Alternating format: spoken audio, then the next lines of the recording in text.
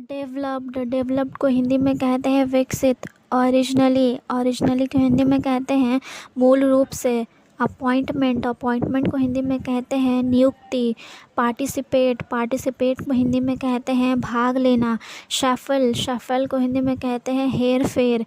Stair को हिंदी में कहते हैं अफरा तफरी। कम्युनिटी को हिंदी में कहते हैं समुदाय। ऑपरेट को हिंदी में कहते हैं संचालित करना। हाइट को हिंदी में कहते हैं ऊंचाई। लेंथ को हिंदी में कहते हैं लंबाई।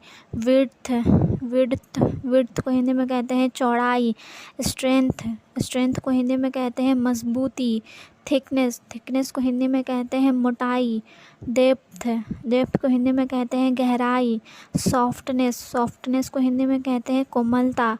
हार्डनेस को हिंदी में कहते हैं कठोरता। मैसन को हिंदी में कहते हैं मिस्त्री। एक्यूज को हिंदी में कहते हैं आरोप। ग्राइंडर को हिंदी में कहते हैं चक्की। स्नैक चार्मर को हिंदी में कहते हैं सपेरा। ग्रीन ग्रोसर को हिंदी में कहते हैं सब्जी वाला। सेल्डम को हिंदी में कहते हैं कभी कभार। सपोज को हिंदी में कहते हैं मान लो।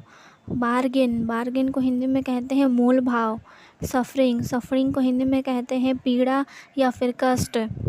बैड ब्लड को हिंदी में कहते हैं आपसी दुश्मनी। सडन को हिंदी में कहते हैं अचानक।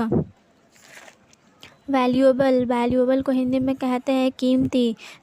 सक्सेस को हिंदी में कहते हैं सफलता। मैच्योर को हिंदी में कहते हैं समझदार।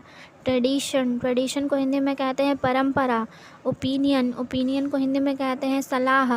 डिलीजेंट को हिंदी में कहते हैं मेहनती। फ्यूरियस को हिंदी में कहते हैं भयंकर। निम्बल को हिंदी में कहते हैं फुर्तीला।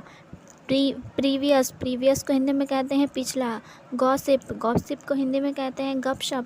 रिग्रेट को हिंदी में कहते हैं पछताना।